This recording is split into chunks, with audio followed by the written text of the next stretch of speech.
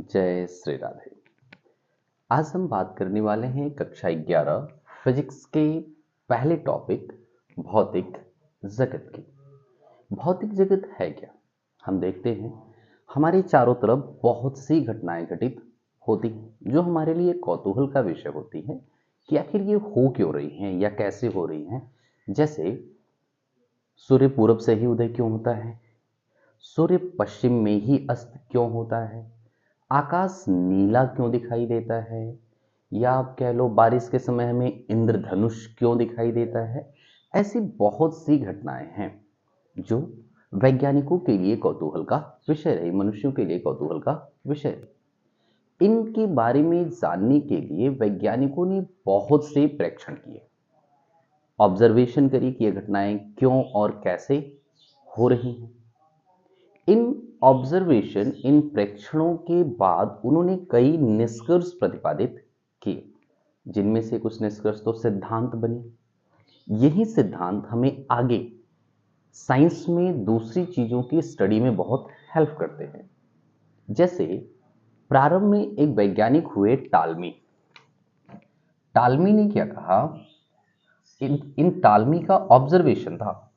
टालमी ने अपने ऑब्जर्वेशन में क्या देखा कि सारे ग्रह या सूर्य जो भी हैं सब पृथ्वी के चारों तरफ घूम रहे हैं। क्या देखा कि सारे ग्रह और जितने भी आकाशीय पिंड है सब क्या कर रहे हैं, पृथ्वी के चारों तरफ घूम रहे हैं। सूर्य भी पृथ्वी के चारों तरफ घूम रहा है। तो उन्होंने कहा कि ब्रह्मांड के केंद्र में हमारी पृथ्वी है और सभी आकाशीय पिंड उसकी परिक्रमा करते हैं, जिससे टालमी ने एक सिद्धांत दे दिया, भू केंद्रीय सिद्धांत। भू केंद्रीय सिद्धांत। जिस समय टालमी ने यह बात कही होगी उस समय तक सभी लोग ये बात मानते रहे होंगे या इनके तर्क इसके पक्ष में काफी प्रबल होंगे कि सभी आकाशीय पिंड क्या कर रहे हैं, पृथ्वी की परिक्रमा कर रहे हैं। लेकिन जैसे जैसे स्टडी आगे बढ़ी वैज्ञानिकों ने यह पाया कि नहीं, ऐसा नहीं है। सभी आकाशीय पिंड पृथ्वी की परिक्रमा नहीं कर रहे, बल्कि सभी जो सौरमंडल के पिंड हैं वो किसकी परिक्रमा कर रहे हैं, सूर्य की। एक वैज्ञानिक हुए कापरनिकस, निकोलस कापरनिकस।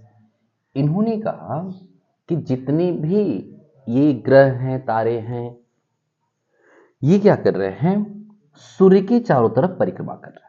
पृथ्वी हो गई, चंद्रमा हो गया, या बुध शुक्र जो भी ग्रह हमें पता है वो सब किसकी परिक्रमा कर रहे हैं, सूर्य की परिक्रमा कर रहे हैं।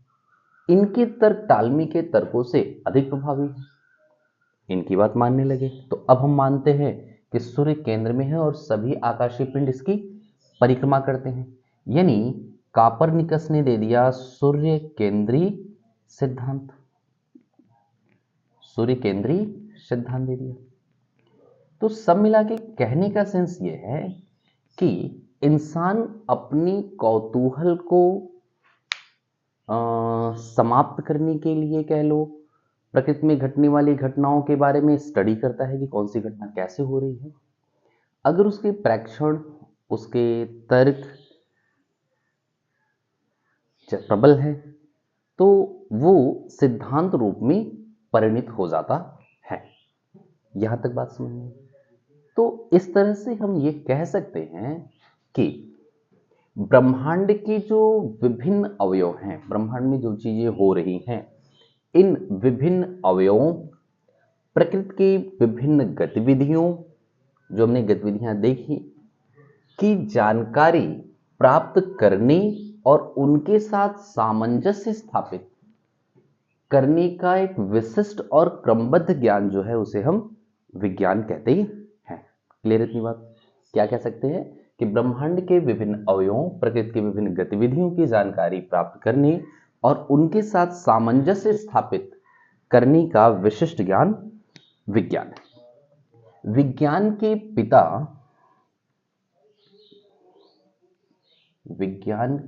पिता अरस्तु को माना जाता है। किसको? अरस्तु। विज्ञान के पिता किसको मानते हैं? अरस्तु को विज्ञान का पिता कहते हैं। ठीक है, ये चीज आप याद रखोगे। हम अगर इस विज्ञान की बात करें तो हम विज्ञान को कुछ भागों में बांटकर स्टडी कर सकते हैं। ये जो हमारा विज्ञान है, साइंस है, इसको कुछ भागों में बांटकर हम स्टडी कर सकते हैं। जैसे एक कह लें वास्तविक विज्ञान, क्या कह लेते हैं? वास्तविक विज्ञान। और एक कह लेते हैं छद्म विज्ञान। छद्म विज्ञान, पेस्यूडो साइंस, PESUDO, पेस्यूडो। ये वास्तव में साइंस नहीं होता, हम साइंस कहते हैं। और एक रियल साइंस है। ये जो पेस्यूडो साइंस है, ये आपका है, आप देखते होंगे, जैसे एक विषय है राजनीति विज्ञान कहते हैं, राजनीति विज्ञान। ये वास्तव में विज्ञान तो नहीं। या सामाजिक विज्ञान, सामाजिक विज्ञान, इन सभी को हम पेस्यूडो साइंस कहते हैं, छद्म विज्ञान कहते हैं। हमारा जो वास्तविक विज्ञान है, इसको हम दो पार्ट में बांट सकते हैं। वास्तविक विज्ञान को दो पार्ट में बांट सकते हैं। एक पदार्थ का विज्ञान, पदार्थ का विज्ञान, और एक जीवन का विज्ञान, जीवन का विज्ञान। ठीक है। Science of matter, science of life. इस पदार्थ के विज्ञान को हम दो भागों में बांट सकते हैं। एक भौतिक विज्ञान, एक रसायन विज्ञान। और ये जो जीवन का विज्ञान है, इसको भी दो भागों में बांट सकते हैं। एक जंतु विज्ञान, जंतु विज्ञान जिसे जूलॉजी कहते हैं, और एक वनस्पति विज्ञान जिसे हम बॉटनी कहते हैं, अंग्रेजी लिख लेते हैं, जूलॉजी, इसे बॉटनी। ये हमारा हो गया केमिस्ट्री।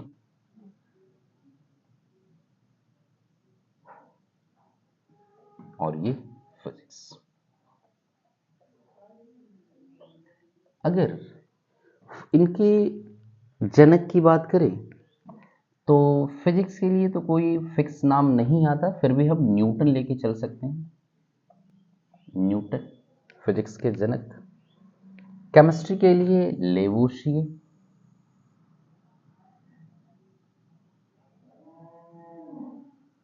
केमिस्ट्री के लिए, केमिस्ट्री के जनक लेवोशिए। जंतु विज्ञान के जनक अरस्तु, अरस्तु। और वनस्पति विज्ञान के जनक थियोफेस्टस, थियोफेस्टस। ये कुछ बेसिक जानकारियां हैं, इन्हें नोट कर लीजिए।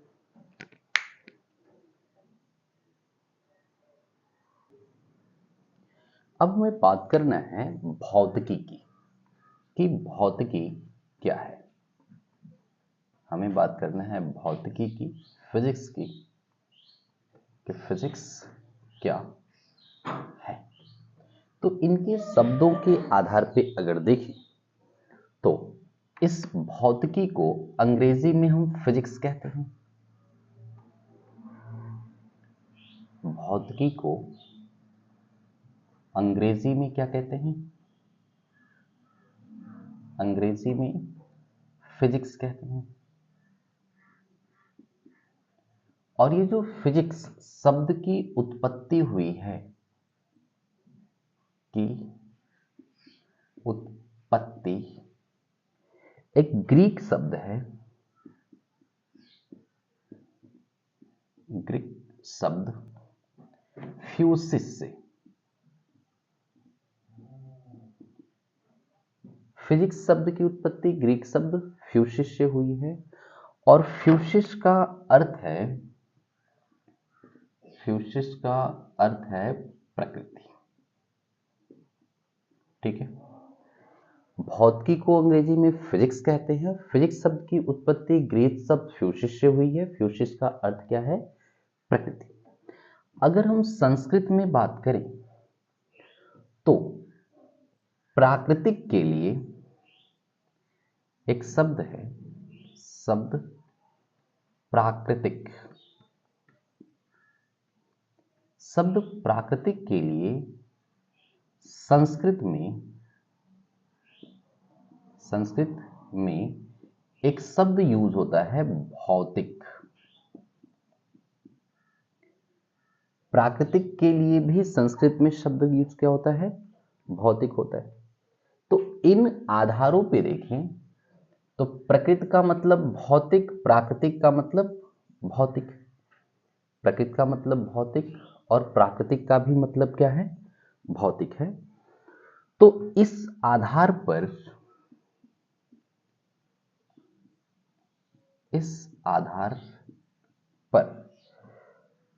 फिजिक्स को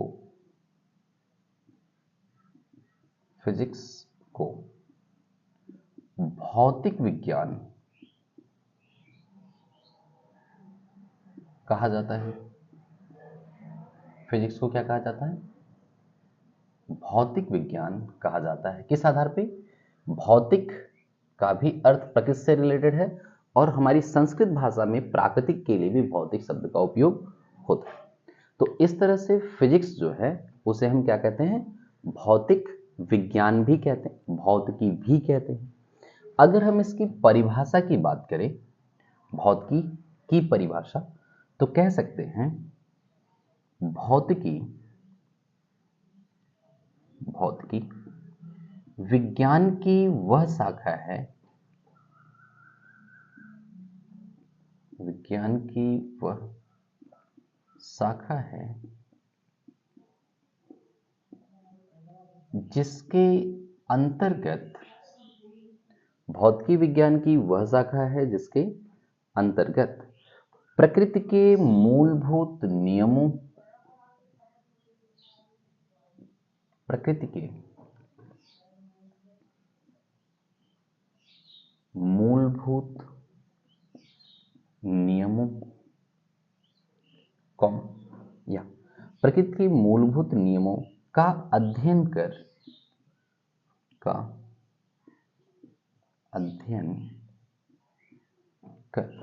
विभिन्न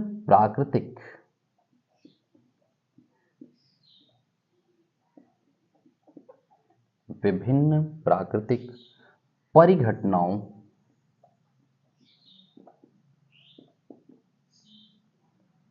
में इनकी अभिव्यक्ति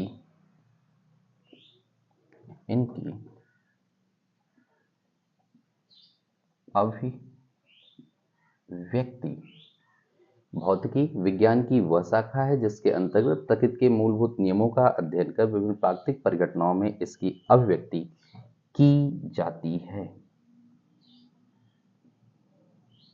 ठीक है, इसे आप वीडियो पुश करके नोट कर लो। या आप एक चीज जानते हो कि प्रकृति में जितने भी सजीव या निर्जीव हैं सब द्रव्य से मिलकर बने हैं, पदार्थ से मिलकर बने। पदार्थ के साथ साथ उनमें ऊर्जा भी होती है और भौतिकी जो है वो प्रकृति में जितनी घटनाएं घट रही हैं उनकी स्टडी के बारे में बता रही है। इसका मतलब ये कह सकते हैं कि फिजिक्स में हम पदार्थ और ऊर्जा के संबंधों के बारे में स्टडी करते हैं। तो हम फिजिक्स की परिभाषा इस तरह से भी दे सकते हैं, भौतिक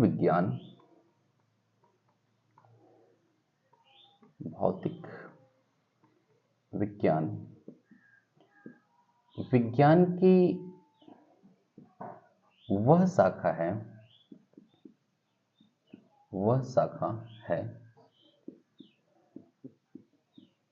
जिसमें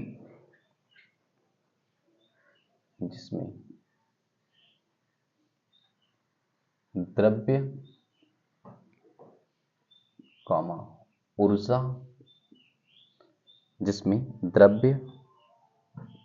ऊर्जा के विभिन्न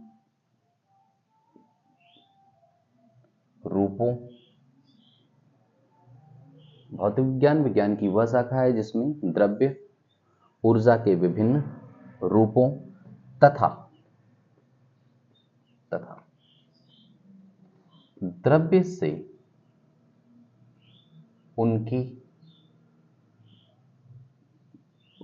अन्योन्य क्रियाओं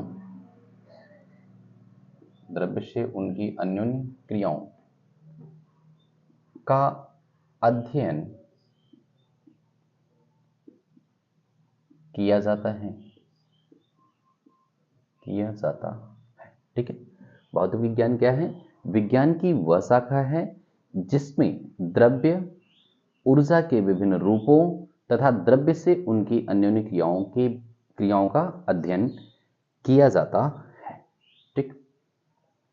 अब हम अगर बात करें कि फिजिक्स का जो कार्य क्षेत्र है, फिजिक्स में किसकी हम स्टडी करेंगे, तो फिजिक्स के दो कार्य क्षेत्र को दो भागों में हम बांट सकते हैं। भौतिकी के कार्य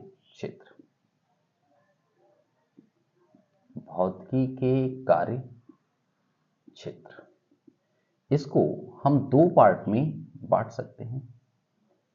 एक कार्य क्षेत्र कह लो, प्रभाव क्षेत्र कह लो, ठीक है।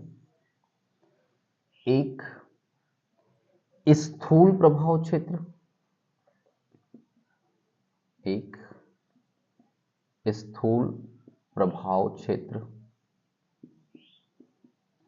स्थूल को हम कहते हैं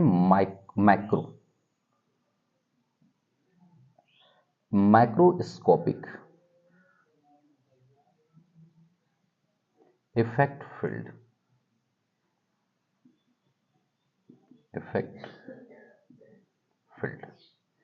स्थूल प्रभाव क्षेत्र।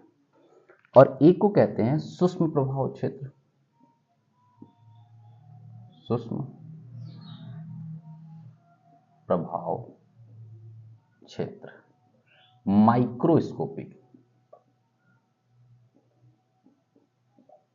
माइक्रोस्कोपिक इफेक्ट ऑफ फील्ड, सूक्ष्म प्रभाव क्षेत्र। हम भौतिकी के कार्य क्षेत्र या प्रभाव क्षेत्र को दो प्रकार में बांट सकते हैं। स्थूल प्रभाव क्षेत्र में हमें क्या क्या स्टडी करनी है ये देख लेते हैं। इन सब की स्टडी हम 11th 12th मिला करके कंप्लीट कर लेंगे। जैसे स्थूल प्रभाव क्षेत्र में एक है मैकेनिक्स, यांत्रिकी,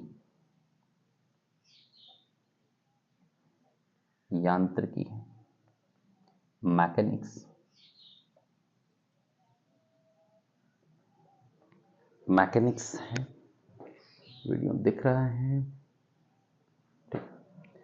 स्थूल प्रभाव क्षेत्र में एक क्या है, मैकेनिक्स की स्टडी करेंगे। जहां कहीं पे भी न्यूटन्स लॉ अप्लाई हो जाते हैं वो सब मैकेनिक्स में आ गया। इसके बाद दूसरी स्टडी करते हैं हम लोग वैद्युत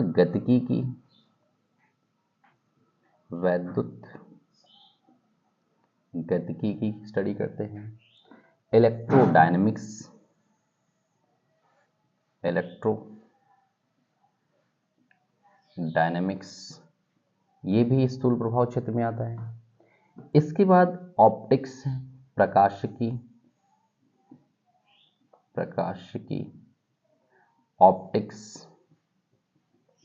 ये भी स्थूल प्रभाव क्षेत्र में इसके स्टडी करेंगे। और नेक्स्ट वन है उष्मागतिकी,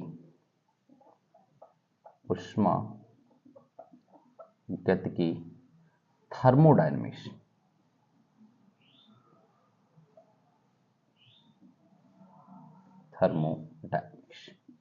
ये स्थूल प्रभाव क्षेत्र हैं भौतिकी के। भौतिकी में हम मैकेनिक्स की स्टडी करेंगे, इलेक्ट्रोडायनेमिक्स की करेंगे, ऑप्टिक्स की करेंगे, थर्मोडायनेमिक्स की करेंगे। सूक्ष्म प्रभाव क्षेत्र की अगर मैं बात करूं तो सूक्ष्म प्रभाव क्षेत्र में हम इसको बांट सकते हैं। एक इसका क्षेत्र होता है नाभिकीय भौतिकी। नाभिकीय भौतिकी, न्यूक्लियर फिजिक्स। Nuclear physics. दूसरा सूक्ष्म प्रभाव क्षेत्र में हम स्टडी करेंगे पार्टिकल फिजिक्स की, कण भौतिकी की। कण भौतिकी, पार्टिकल फिजिक्स। पार्टिकल फिजिक्स की बात करेंगे, ठीक है। और इसमें एक बात करेंगे हम क्वांटम भौतिकी की। क्वांटम भौतिकी की बात करेंगे, क्वांटम फिजिक्स की बात करेंगे। क्वांटम फिजिक्स की बात करें, यानी फिजिक्स को हम दो पार्ट में बांट के स्टडी करते हैं। दो पार्ट में बांट के स्टडी करते हैं। एक माइक्रोस्कोपिक इफेक्ट फील्ड और एक microscopic effect field. Microscopic effect field में हम स्थूल की बात करेंगे, बड़े आकार में जो भी बातें करनी है वहां पे करने वाले हैं। Mechanics, electrodynamics, optics, thermodynamics. और माइक्रो में माइक्रो लेवल, नाभिक लेवल, कण लेवल, इन लेवल की हम बात करेंगे। इसे नोट कर लीजिए।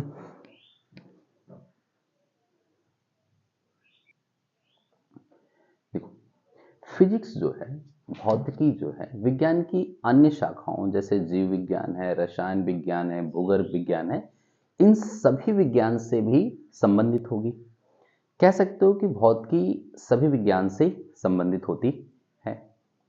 भौतिकी से प्रौद्योगिकी का निर्माण होता है और प्रौद्योगिकी हमारे जीवन में, जीवन को आसान बनाने के लिए नई नई चीजों का निर्माण करती है। मतलब भौतिकी हमारे जीवन के लिए भी काफी इंपॉर्टेंट है, कह सकते हो, या काफी हेल्पफुल होती।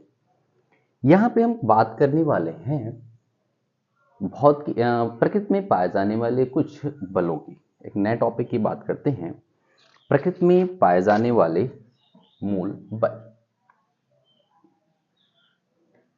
प्रकृति के मूल बल।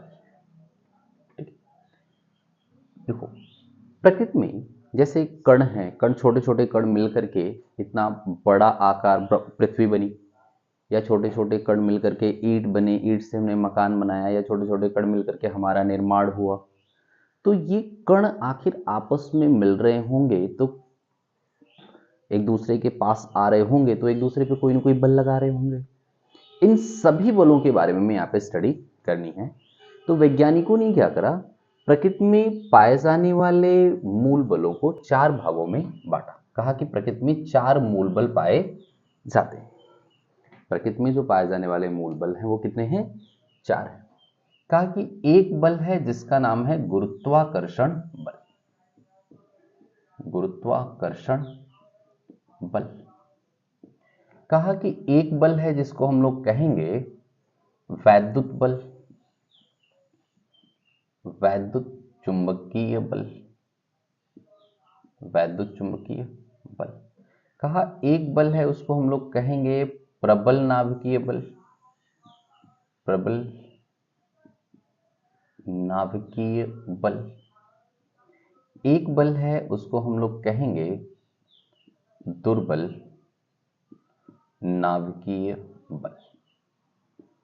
दुर्बल नाभिकीय बल, ठीक है। तो प्रकृति में कुल चार मूल बल हैं। एक गुरुत्वाकर्षण बल, एक वैद्युत चुंबकीय बल, एक प्रबल नाभिकीय बल और एक दुर्बल नाभिकीय बल। इन बलों के बारे में हम बारी बारी से स्टडी करते हैं। जैसे बात करते हैं सबसे पहले गुरुत्वाकर्षण बल की। गुरुत्वाकर्षण बल अंग्रेजी है ग्रेविटेशनल फोर्स। ग्रेविटेशनल फोर्स, ठीक है। एक वैज्ञानिक हुए न्यूटन। न्यूटन ने अपना ऑब्जर्वेशन करा और ऑब्जर्वेशन में यह पाया कि ब्रह्मांड में जितने भी कण हैं जिनके पास पदार्थ है, सभी पदार्थिक कण एक दूसरे को अपनी ओर आकर्षित करते हैं। जितने भी पदार्थिक कण हैं सब एक दूसरे को क्या करते हैं? अपनी ओर आकर्षित करते हैं। ये पदार्थिक कण अपने एक दूसरे को जिस बल से अपनी ओर आकर्षित करते हैं उस बल को इन्होंने नाम दिया गुरुत्वाकर्षण बल। जैसे मान लो यहां एक कण है जिसका द्रव्यमान m1 है। इससे कुछ दूरी पर एक और कण है जिसका द्रव्यमान m2 है। ये एक दूसरे से r दूरी पर है, कुछ दूरी पर है। तो न्यूटन ने कहा कि अगर इनमें द्रव्यमान है तो ये एक दूसरे को अपनी ओर आकर्षित करेंगे। यानी कण m1 कण m2 को अपनी ओर आकर्षित करेगा, कण m2 कण m1 को अपनी ओर आकर्षित करेगा। प्रयोगों के आधार पर न्यूटन ने यह बताया कि यह कितने बल से एक दूसरे को आकर्षित करते हैं। इन्हें देख लेते हैं। तो अगर हमसे कोई पूछे गुरुत्वाकर्षण बल क्या है तो क्या कहेंगे? ब्रह्मांड में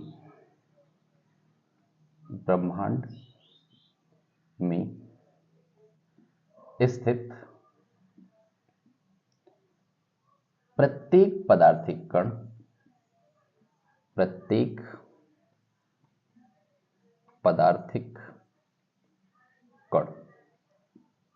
दूसरे कण को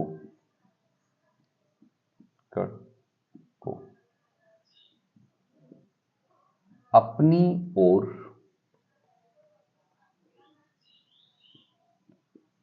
आकर्षित, ऐसे करें, ब्रह्मांड में स्थित प्रत्येक पदार्थिक कण दूसरे कण को अपनी ओर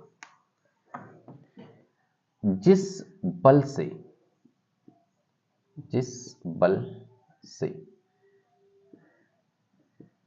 आकर्षित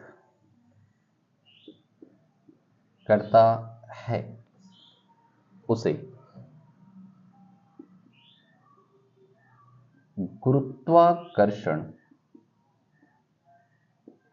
बल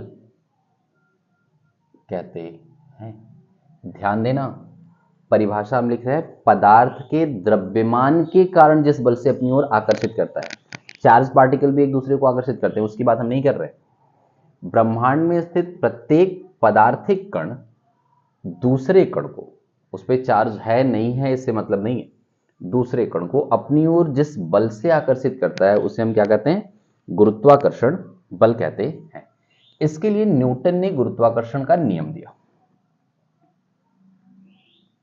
गुरुत्वाकर्षण का नियम। न्यूटन ने गुरुत्वाकर्षण के नियम में क्या कहा कि दो पदार्थिक कणों के बीच, दो पदार्थिक कणों के बीच लगने वाला गुरुत्वाकर्षण बल,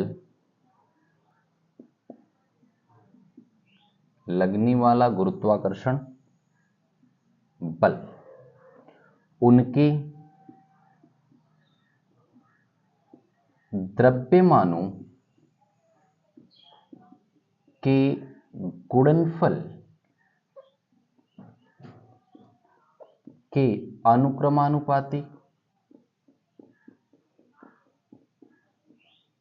द्रव्यमानों के गुणनफल के अनुक्रमानुपाती, तथा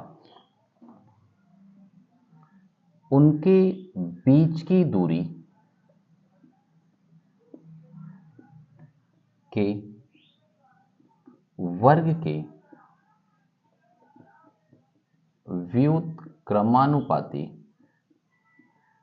उनके बीच की दूरी के वर्ग के व्युत्क्रमानुपाती होता है।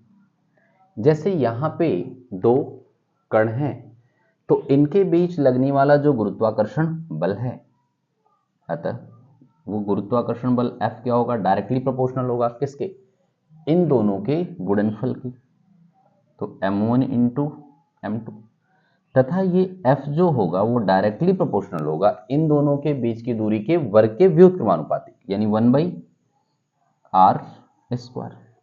देखो बीच की दूरी r हुई, r का वर्ग किया, उसके व्युत्क्रमानुपाती लिख लिया। दोनों को संयुक्त रूप में लिखें, एक साथ लिखें संयुक्त रूप में, तो हमें क्या मिलेगा, F is directly proportional to m1 m2 बटे r²।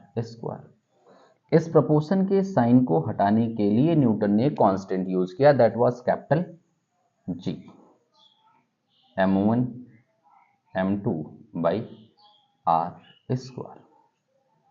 कैपिटल जी को कहा कि ये सार्वत्रिक गुरुत्वाकर्षण नियतांक, यहां पे लिख देता हूं, जहां कैपिटल जी सार्वत्रिक गुरुत्वाकर्षण नियतांक है, कैपिटल जी सार्वत्रिक गुरुत्वाकर्षण नियतांक है, जिसका मान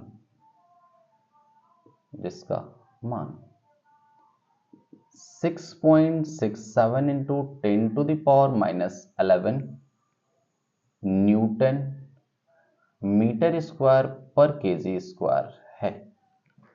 कैपिटल जी का मान 6.67 इंटू 10⁻11 न्यूटन मीटर स्क्वायर पर केजी स्क्वायर, ये आप नोट कर लो। न्यूटन का गुरुत्वाकर्षण नियम, गुरुत्वाकर्षण बल।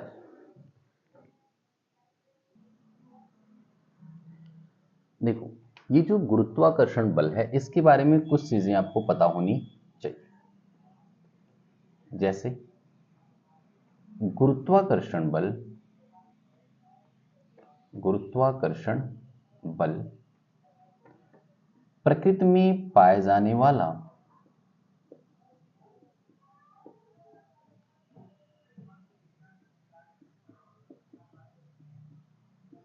सबसे दुर्बल बल है, सबसे दुर्बल मूल बल है। गुरुत्वाकर्षण बल जो है प्रकृति में पाए जाने वाला सबसे दुर्बल मूल बल है, ये आपको पता होना चाहिए। गुरुत्वाकर्षण बल के कारण ही पृथ्वी सूर्य के चारों तरफ परिक्रमा लगा रही है, गुरुत्वाकर्षण बल के कारण ही चंद्रमा पृथ्वी के चारों तरफ परिक्रमा लगाता है। ठीक है, ये चीजें आपको पता होना चाहिए। गुरुत्वाकर्षण बल के कुछ गुणों की बात कर ली। गुरुत्वाकर्षण बल के गुण या गुण धर्म जो भी कह लें, पहला पॉइंट हम कह सकते हैं कि यह एक सार्वत्रिक बल है जो ब्रह्मांड के प्रत्येक दो कणों के बीच कार्य करेगा। यह सार्वत्रिक बल है। कैसा बल है? सार्वत्रिक बल है, यानी ब्रह्मांड में कोई भी दो पदार्थिक कण है, आप दो मित्र एक दूसरे के आसपास बैठे हो, आप दोनों के बीच भी यह बल काम करेगा। ठीक है, कोई भी कण हो तो ये सार्वत्रिक बल है, ब्रह्मांड में किन्हीं भी दो पिंडों के बीच काम करेगा। दूसरा, यह दीर्घ परास बल है। दीर्घ परास बल है। दीर्घ परास बल का मतलब अगर पिंडों के बीच की दूरी बहुत अधिक होगी तब भी उनके बीच गुरुत्वाकर्षण बल काम करेगा। अगला, यह केंद्रीय बल है। यह केंद्रीय बल है। देखो केंद्रीय बल कहते किसे, जैसे दो पिंड हैं, ठीक है, उन पिंडों के केंद्रों को हमने मिला दिया तो ये केंद्रों को मिलाने वाली रेखा है। अगर बल की दिशा इनके केंद्रों को मिलाने वाली रेखा के अनुदिश होगी। बल की दिशा इनके केंद्रों को मिलाने वाली रेखा के अनुदिश या तो इधर हो या तो इधर। तो ऐसे बलों को हम केंद्रीय बल कहते हैं। तो गुरुत्वाकर्षण बल हमारा जो है वो क्या है, केंद्रीय बल है। ये बता दिया कि यह प्रकृति में पाया जाने वाला सबसे दुर्बल बल है, लिख लो। प्रकृति में पाया जाने वाला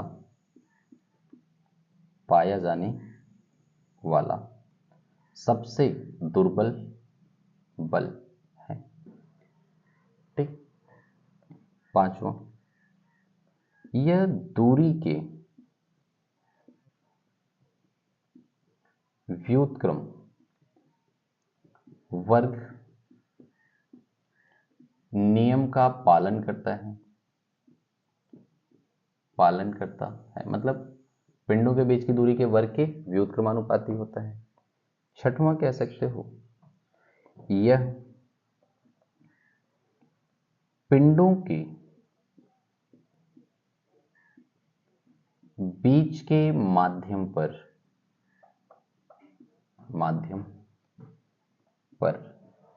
निर्भर नहीं करता। मतलब अगर ये दो पिंड हैं, हो सकता है इनके बीच में वायु हो, कुछ भी ना हो, या हो सकता है कि इनके बीच में कोई माध्यम हो, जैसे ये दोनों पिंडों को पानी के अंदर लेके चले गए, तो भी लगने वाला बल उतना ही होगा, बल के मान में कोई परिवर्तन नहीं होगा। ठीक, आज इस वीडियो में इतना ही करते हैं। आगे वैद्युत बल, प्रबल नाभिकीय बल, दुर्बल नाभिकीय बल, इनकी चर्चा नेक्स्ट क्लास में करेंगे। अदरवाइज वीडियो काफी लंबा हो जाएगा। सुनने के लिए धन्यवाद।